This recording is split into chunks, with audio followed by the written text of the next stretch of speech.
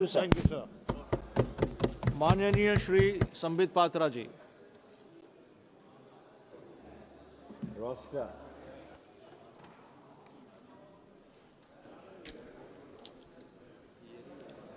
ये ऑन नहीं हुआ है। धन्यवाद माननीय सभापति जी, आपने मुझे आज सदन में अपने विषय को रखने का मौका दिया।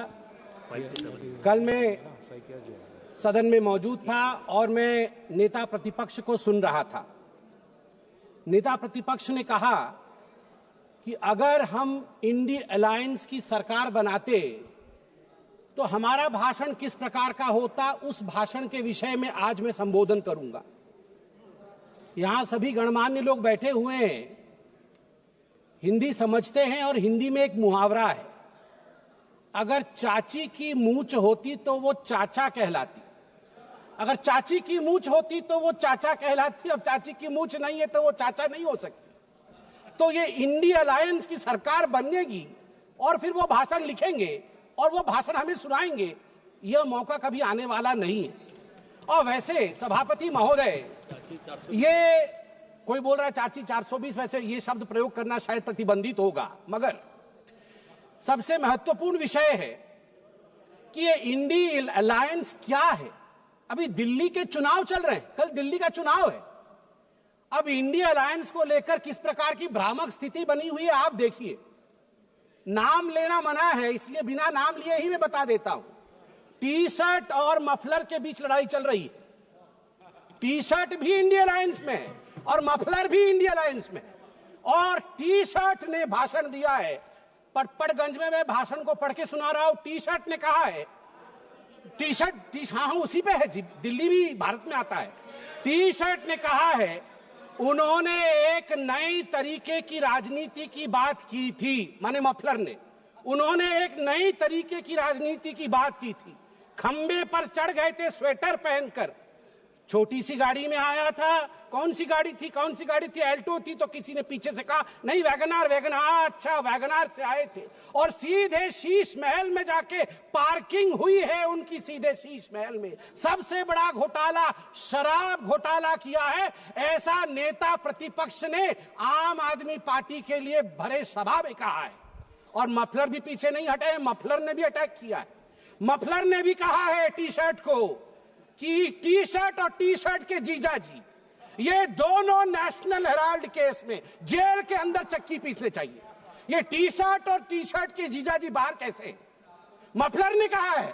अब आप बताइए, अगर इंडिया अलायंस के अंदर ये आप इनके रिश्ते को चाइनीज नूडल्स, ये नूडल्स भी इतना कॉम्प्लिकेटेड नहीं है जितना इनके इंडिया अलायंस का रिश्ता कॉम्प्लिकेटेड है। ऐसे में ये सपना देख रहे हैं कि कभी इनकी सरकार बनेगी तो वो भाषण करेंगे। आज चीन के विषय में तो 34 बार चीन का नाम लिया गया, चीन में मैन्युफैक्चरिंग, चीन में प्रोडक्शन, सब कुछ बताया गया। आज मैं हकीकत रखना चाहता हूं। सभापति महोदय, अटल बिहारी वाजपेयी जी की सरकार, मैं कागजात लेके आया हूं मैन्युफैक्चरिंग का। चीन की मैन्युफैक्चरिंग की बड़ाई कर रहे थे आदरणीय राहुल जी।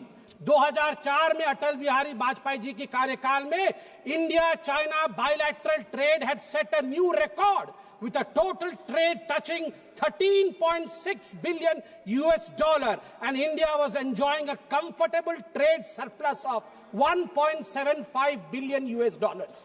इंडिया का ट्रेड सरप्लस था, हम एक्सपोर्ट ज्यादा कर रहे थे, इंपोर्ट कम कर रहे थे, 1.7 बिलियन डॉलर अधिक कमा रहे थे। मगर 2004 से 2014 तक 10 वर्षों में इनकी पार्टी ने ध्वस्त कर दिया उसे। 25 गुना जो डेफिसिट होता है, ट्रेड डेफिसिट, वो बढ़ा के रख दिया इंडिया और चाइना के बीच में। मैं आज सवाल पूछना चाहता हूं, यही करार हुआ था क्या?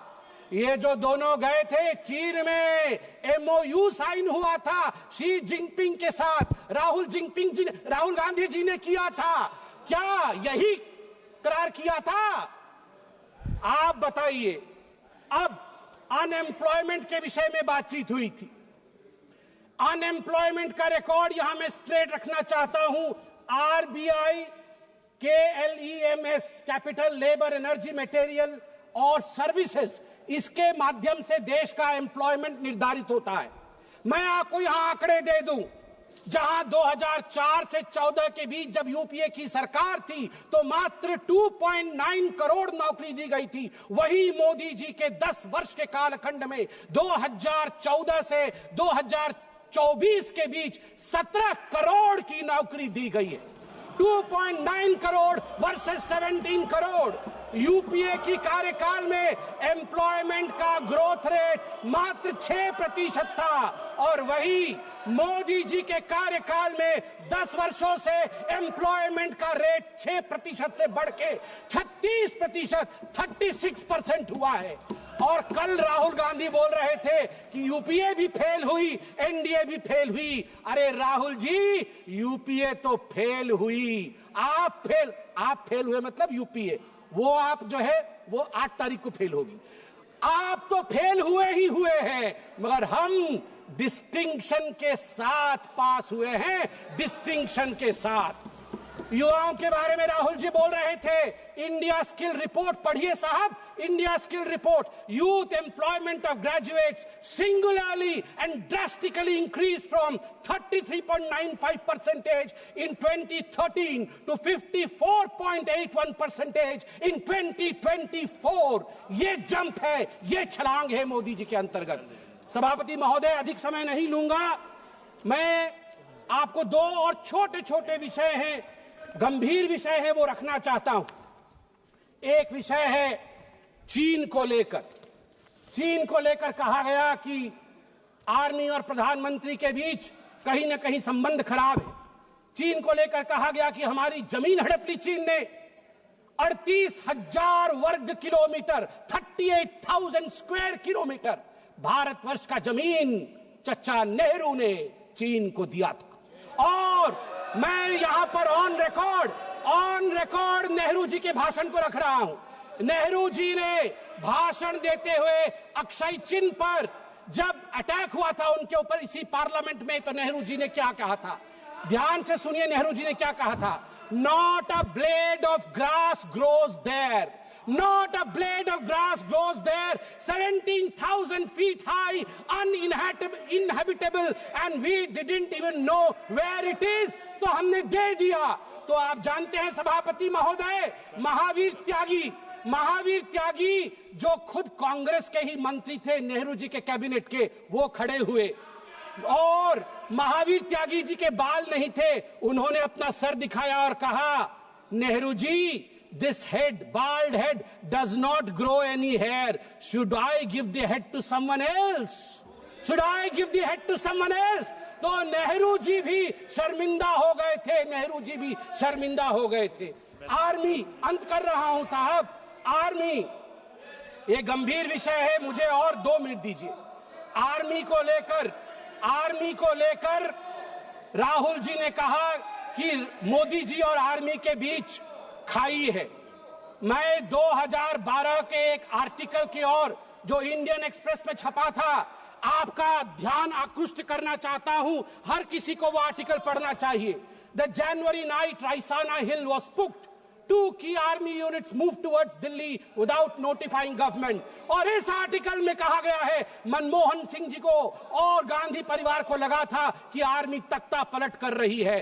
अंत में द्रौपदी मुर्मू जी जो महामहिम राष्ट्रपति है, वो मेरे राज्य से आती है, वे उड़ीसा से आती है। इसलिए जब उनको आ जाएगा, उड़िया अस्मिता कभी चुप नहीं रहेगा।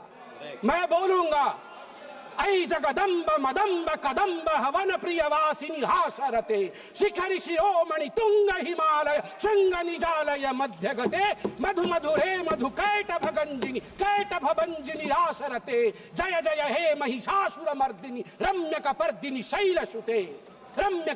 शैलसुते। भारत की नारी दुर्गा है। और यहां शिव जी की बात राहुल जी करते हैं। आदि देव शिव है, आद्य शक्ति मां दुर्गा है। याद रखिए, हमारी राष्ट्रपति आदिवासी है। आदि काल से जिसके ऊपर जल, जमीन और इस पूरे जंगल का आशीर्वाद हो, उनको बेचारा कहना उचित नहीं है। और याद रखिए, जगन्नाथ जी की भूमि से आती है। द्रौपदी मुर्मू जी जगन्नाथ जी की भक्त है और जगन्नाथ महाप्रभु जिसके पीछे खड़े हैं वो भक्त कभी है। जहां पछारे जगन्नाथ छिड़ा है चंती से राष्ट्रपति केबे भी बेचरा है पारिबो नहीं। आज मु कहबा को चाहे 4.5 कोटी ओडियान को पक्षरे 4.5 कोटी ओडियान को मौड़मणि होचंती महाप्रभु जगन्नाथ भक्त होचंती द्रौपदी मुर्मू को बेचरा कहचंती सिरजंती द्रौपदी मुर्मू को विषय रे विरुद्ध रे प्रिविलेज मोसरासु क्षमा याचना करंतु आज 4.5 कोटी ओडिया द्रौपदी मुर्मू पछरे पूरा ठिया ही चंती महाप्रभु जगन्नाथ का आशीर्वाद अच्छी। जय जगन्नाथ। माननीय सदस्य श्री उमेदराम बेनीवाल जी